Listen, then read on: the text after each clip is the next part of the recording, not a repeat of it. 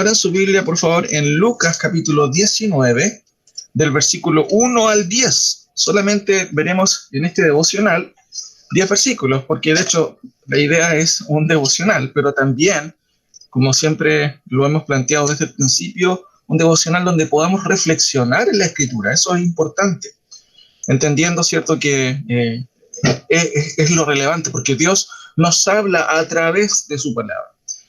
Seguimos con esta pequeña, ¿cierto?, miniserie de devocionales que tenemos, que tiene por título Encuentros con Jesús, en donde vemos cómo es que Jesús, ¿cierto?, muestra su parecer, sus palabras, ¿cierto?, son enseñanzas para nosotros por medio de estos encuentros que ha tenido con ciertos hombres. Hemos visto ya varios, y en este caso vamos a ver el caso de Zaqueo. ¿Qué es lo que sucede en este encuentro? Este es un caso, ¿cierto?, muy conocido. Desde pequeño, ¿cierto?, aprendemos ese coro, ¿cierto?, de Zaqueo, un hombre pequeño, ¿cierto? Y también tenemos en nuestra memoria, por supuesto, lo que es conocido de esta historia.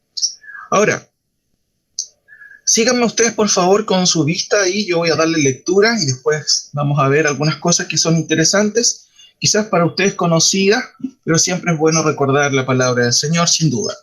Dice así la palabra del Señor: habiendo entrado Jesús en Jericó, iba pasando por la ciudad, y sucedió que un varón llamado Zaqueo, que era jefe de los publicanos y rico, procuraba ver quién era Jesús, pero no podía a causa de la multitud, pues era pequeño de estatura.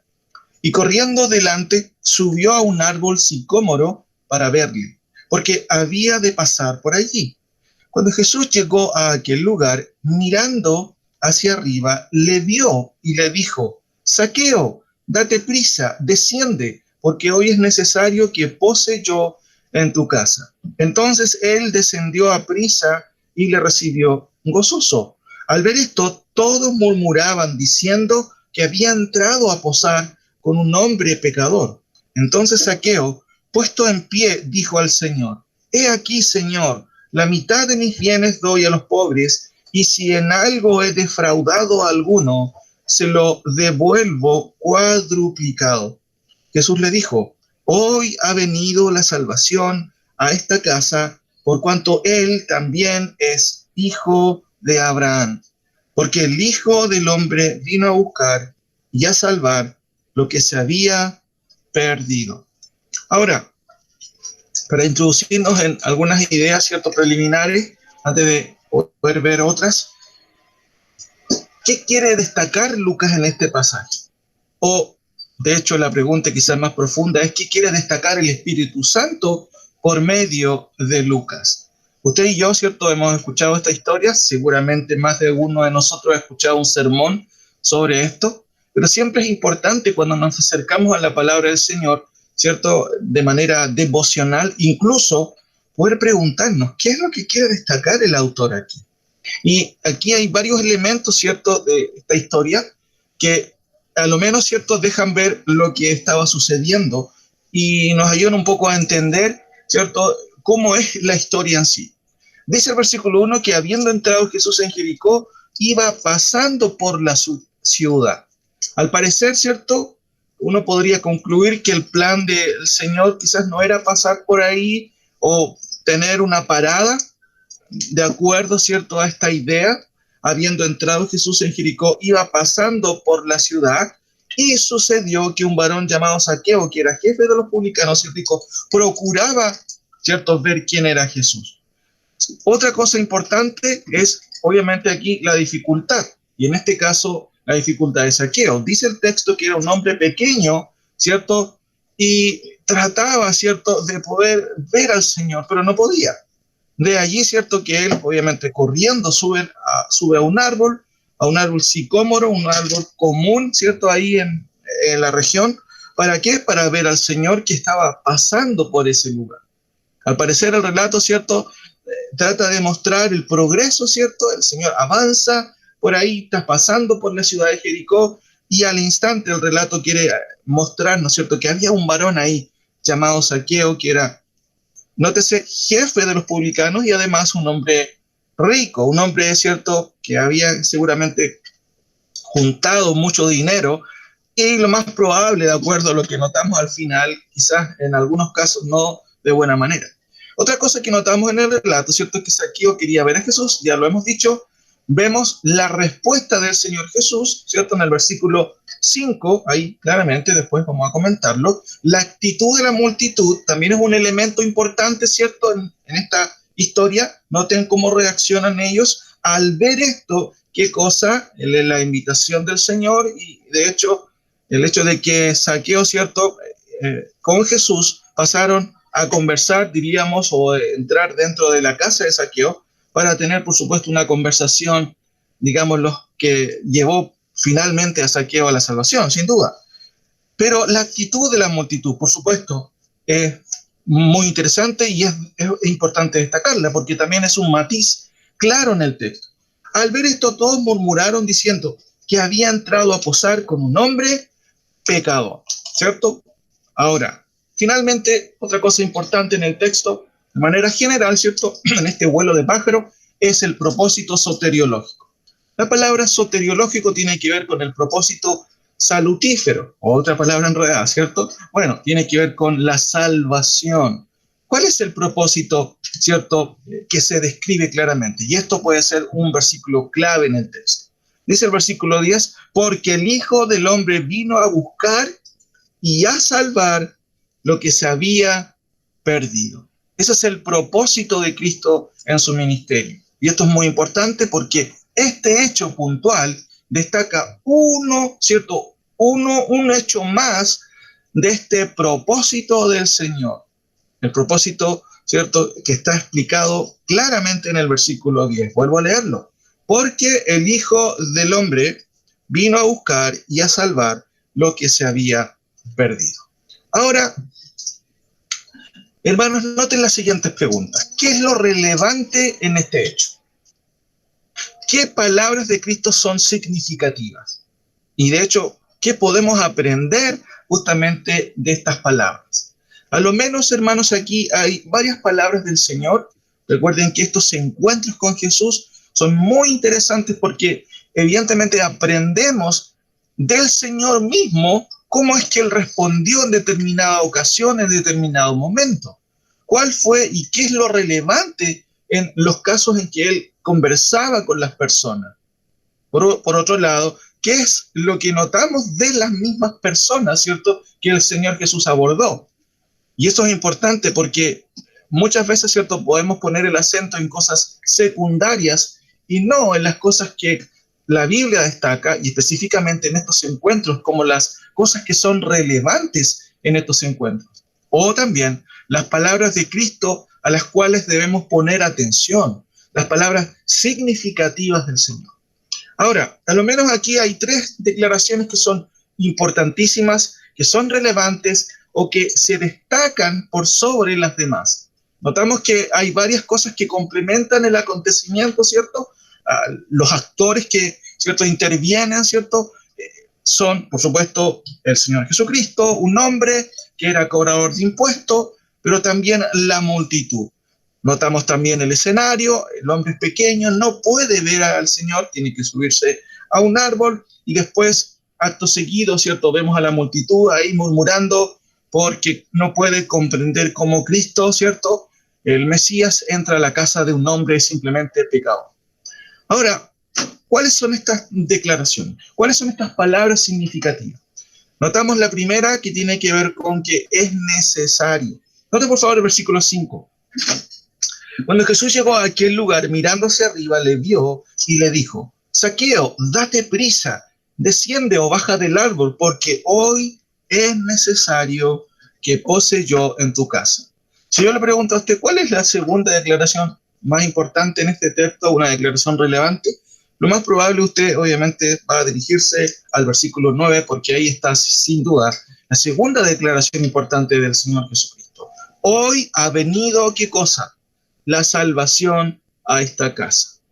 Y para completar, por supuesto, las palabras significativas del Señor, obviamente no podemos dejar a un lado el versículo 10, que dice: porque el Hijo del Hombre vino a buscar y a salvar lo que se había perdido. Entonces, hermanos, estas frases, por supuesto, nos ayudan un poco a entender el hilo rojo, ¿cierto?, que hay en este relato. La importancia, ¿cierto?, el énfasis de Lucas, que tiene que ver con qué cosa? Con la salvación. Esto es lo importante. Se destaca en el versículo 5, en el versículo 9 y por supuesto en una declaración muy clara en el versículo 10. Porque el Hijo del Hombre vino a buscar y a salvar lo que se había perdido. Podríamos preguntar quiénes se perdieron o quiénes andaban perdidos o quiénes andan perdidos.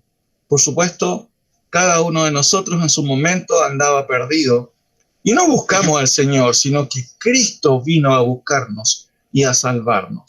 Muchas veces la gente dice, como dicen algunos comentaristas, que ellos buscaron al Señor, pero la Biblia nos enseña lo contrario.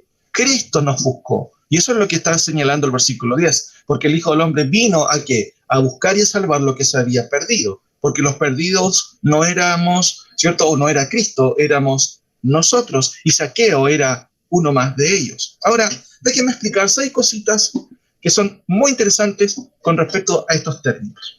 La palabra es necesario, es muy importante, hermanos, y se repite muchas veces en el Nuevo Testamento. Por ejemplo, Mateo 24:6 dice, y oréis de guerras y rumores de guerras. Mirad que no os turbéis porque es necesario que todo esto acontezca. Marcos 9:11 también dice algo parecido. Y le preguntaron diciendo, ¿por qué dicen los escribas que es necesario que Elías venga primero? Y esto es muy interesante porque está en relación a la segunda venida del Señor. Y Cristo dice, no, tiene que venir primero Elías, que evidentemente la figura de Juan el Bautista vino a cumplirse, ¿cierto? Lo que dice Malaquías específicamente. Marcos 13:10 dice, y es necesario que el Evangelio sea predicado antes a todas las naciones. Lucas 4:43 dice algo parecido, pero él les dijo, es necesario que también a otras ciudades anuncie el Evangelio del reino de Dios, porque para esto he sido enviado. ¿Qué significa entonces esta idea de que es necesario? Hermanos, esta expresión subraya, ¿cierto?, el aspecto de la voluntad de Dios que debe ocurrir porque Él así lo ha determinado en su plan.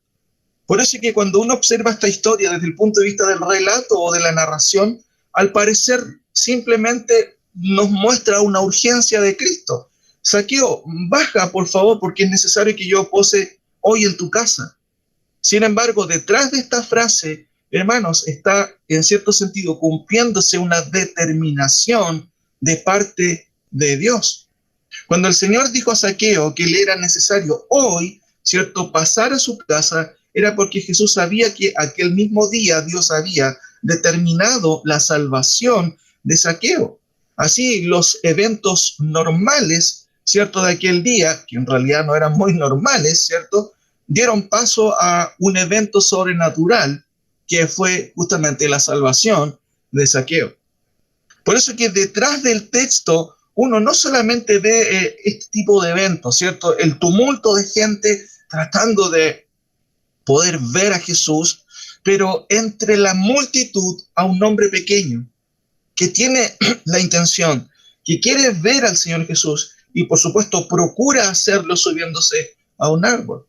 Sin embargo, cuando notamos la respuesta del Señor, en el versículo 5, notamos que Jesús, ¿cierto? Lo primero que destaca Lucas es que Él miró hacia arriba y vio a Zaqueo. Uno podría decir, oh, qué casualidad que vio a Zaqueo. No, no es casualidad. Eso pudiera sugerir el versículo 1, cuando dice que iba pasando por la ciudad. Sin embargo, Jesús sabía, hermanos, que ese día Zaqueo iba, ¿cierto?, a entrar al grupo de los salvados. Y por eso Jesús para en ese instante, alza su vista, se da cuenta que está Zaqueo, ¿cierto?, en el árbol y por supuesto le dice, Zaqueo, date prisa, desciende porque hoy es necesario que pose yo en tu casa. En primer lugar, entonces, esta necesidad responde, hermanos, al plan de Dios para salvar a los que son escogidos. Nunca uno sabe, hermanos, cuando nuestra presencia en algún lugar es parte también del plan de Dios. Si uno pudiera preguntarle a cada uno de ustedes en qué momento escuchó la palabra del Señor, bajo qué circunstancia escuchó la palabra del Señor, quizás Quizás no asociaríamos ese momento necesariamente con un decreto salvífico de parte de Dios.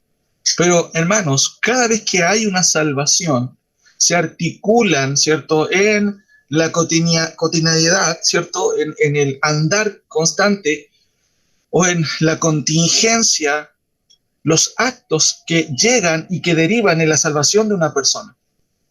Por eso es que cuando Jesús, ¿cierto?, dice, Zaqueo, date prisa, desciende porque hoy es necesario que yo pose en tu casa, no es solamente una expresión casual. Tercera cosa, Lucas nos explica cómo sucedió ese encuentro. Si el Señor Jesús, ¿cierto? Perdón, Lucas no nos cuenta más relatos de cómo sucedió ese encuentro, de qué conversaron, si Cristo le presentó el plan de salvación de 4 puntos, o si Cristo lo llevó por el uso de la ley. Eso no lo cuenta Lucas. Lo único que notamos, hermanos, es una declaración de parte del Señor. ¿Y por qué razón? Es porque el texto es porque el Señor, el Espíritu Santo, que inspira la palabra del Señor, por supuesto, quiere destacar esta frase. Entonces él descendió a prisa, dice el versículo 6, y le recibió gozoso.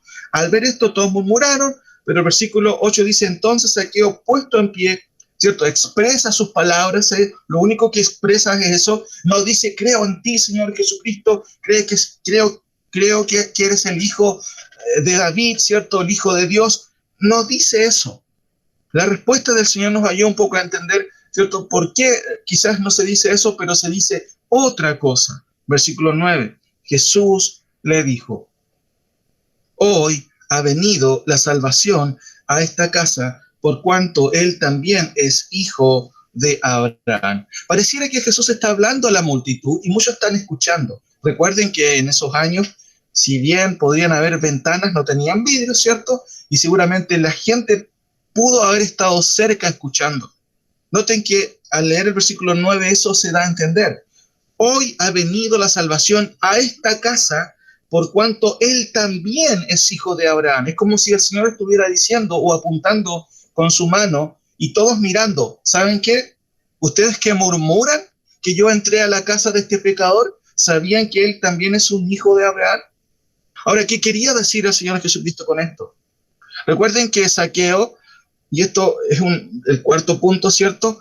Por supuesto, es un personaje histórico. Cada cosa que notamos en su palabra fueron hechos reales. Pero al mismo tiempo, también, hermanos, Zaqueo no era un hombre querido. No era un hombre, ¿cierto?, que a lo mejor sugiriera, ¿cierto?, el cariño porque era propio de los cobradores de impuestos, que eran cobradores de impuestos del Imperio Romano, causaran cierto rechazo en la gente. Por eso que si usted notó en el versículo 7, ¿qué es lo que hace la multitud? La multitud no salta de alegría diciendo, wow, qué bueno que el Mesías va a hablarle palabras a este sinvergüenza, ¿cierto? Porque evidentemente una de las costumbres y tendencias de los que cobraban los impuestos al Imperio Romano es que ellos abusaban de esta prerrogativa. Ahora, noten el versículo 7. Al ver esto, todos murmuraban diciendo que había entrado a posar con un hombre pecador. Y esto, por supuesto, es la actitud de la gente. ¿Cómo es posible, cierto, que la salvación haya venido incluso a un publicano que trabaja para el Imperio Romano?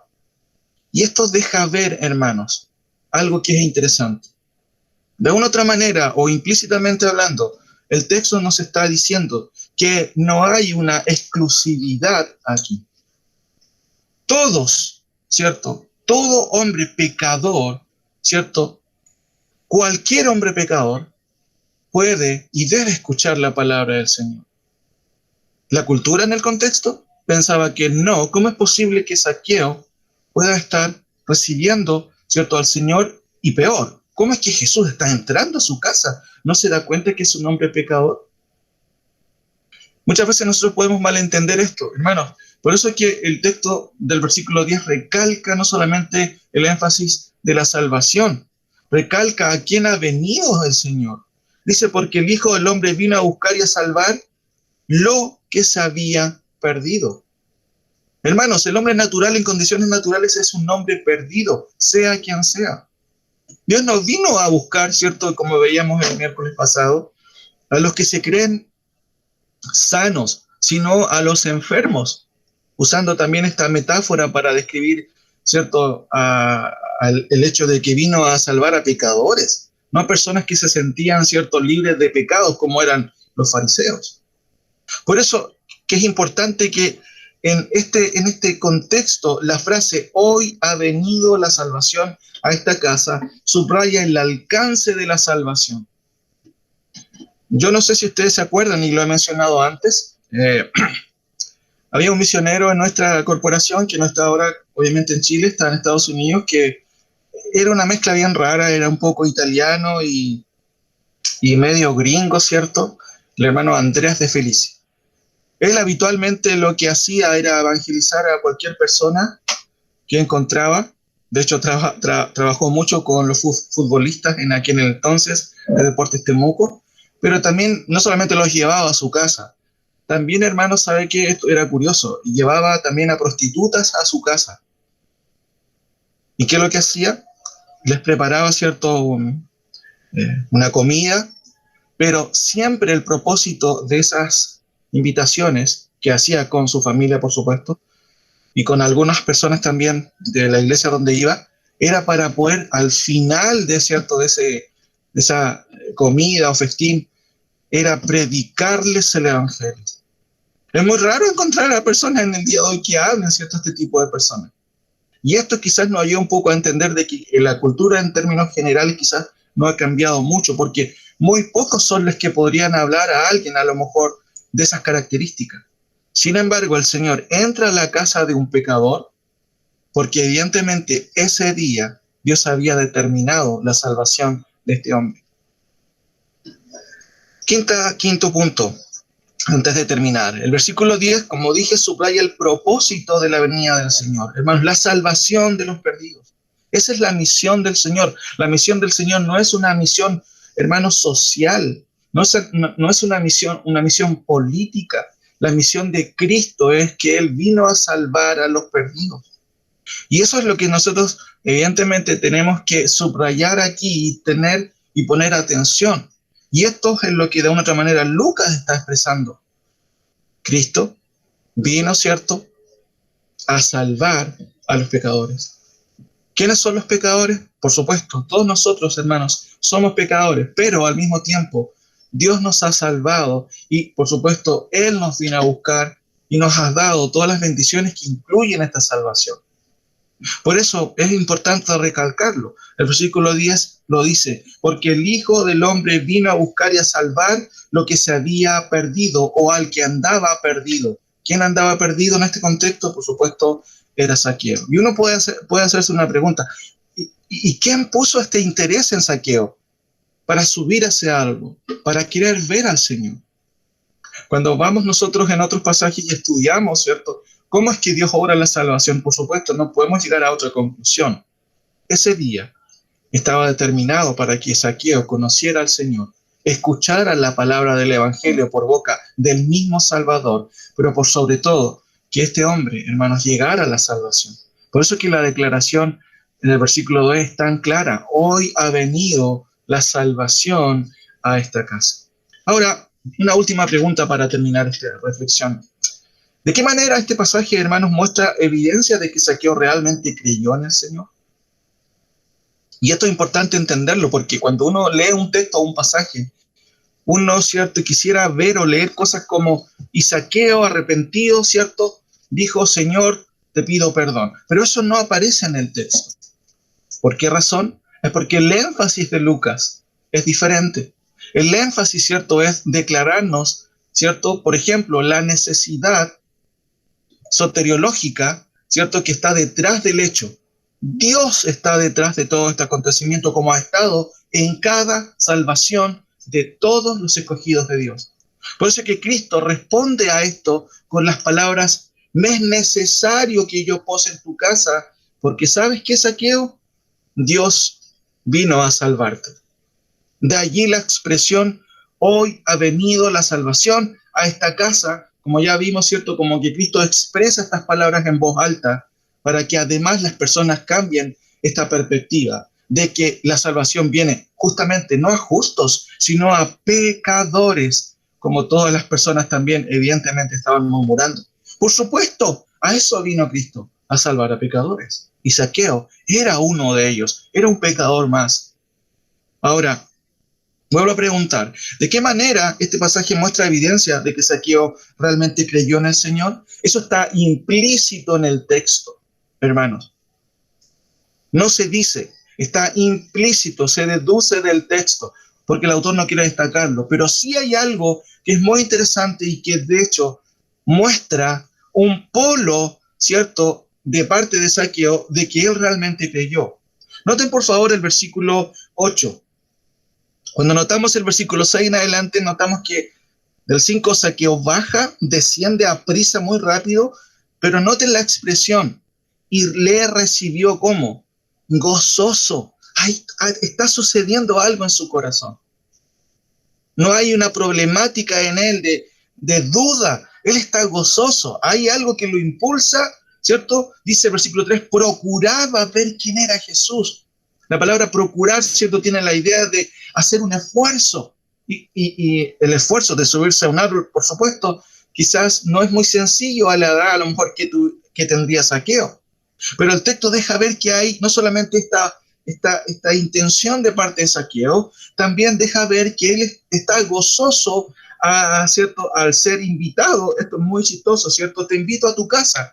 Muchas veces decimos eso, ¿cierto?, en tono de broma. Te invito a tu casa a tomar once. Nadie se invita solo, ¿cierto? Pero Cristo hace este tipo de invitación. Zaqueo, date prisa, desciende porque es necesario que yo vaya a tu casa. Seguramente compartieron no solamente una conversación, seguramente Zaqueo ofreció algo al Señor, pero el punto no es ese. El punto es que Zaqueo está gozoso, pero además, una de las cosas que primero dice es lo siguiente. Noten el versículo 8. Entonces Zaqueo, puesto en pie.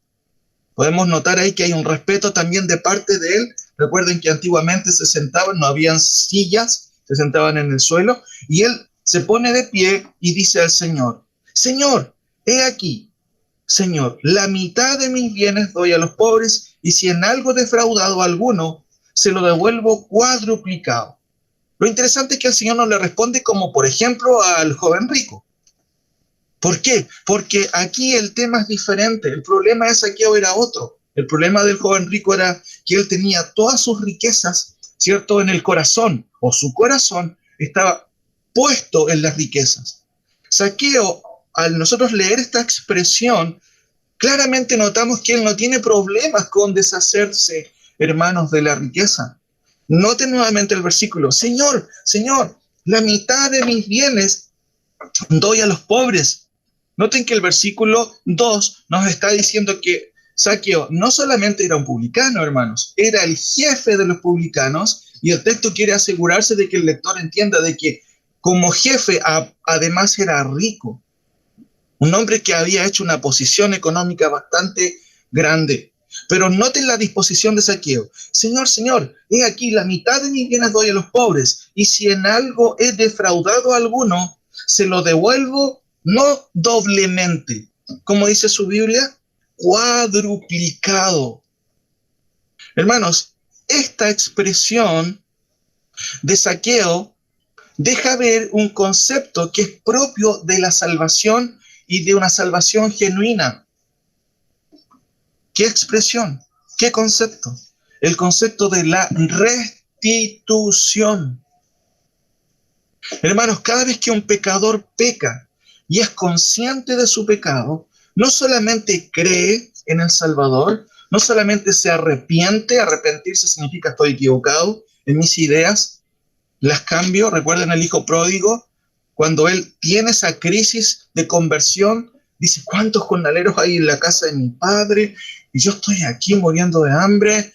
Y viene, ¿cierto?, como dicen los gringos, una lluvia de ideas, un brainstorming, ¿cierto?, de ideas en su cabeza que son ideas de arrepentimiento.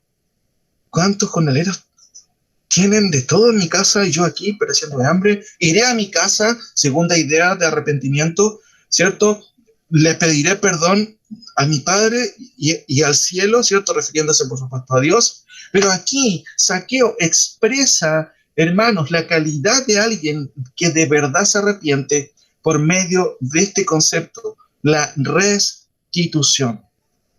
La restitución significa, ¿cierto?, sentirse tan mal por el pecado que la persona, ¿cierto?, en una actitud, de hecho, que deviene de una crisis de arrepentimiento, está dispuesto, ¿cierto?, a tratar de reparar el daño que ha hecho. ¿Y qué vemos en esto? Por supuesto que está implícito el concepto del arrepentimiento, el cambio de idea.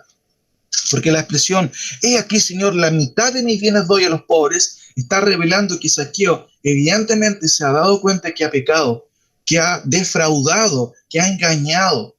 Pero aún más agrega finalmente, y si en algo defraudado a alguno, se lo devuelvo cuadruplicado. Hubiera sido suficiente con haberle devolvido, ¿cierto?, lo justo. Pero la actitud, ¿cierto?, lleva a Zaqueo a poder, ¿cierto?, mostrar que él realmente había cambiado.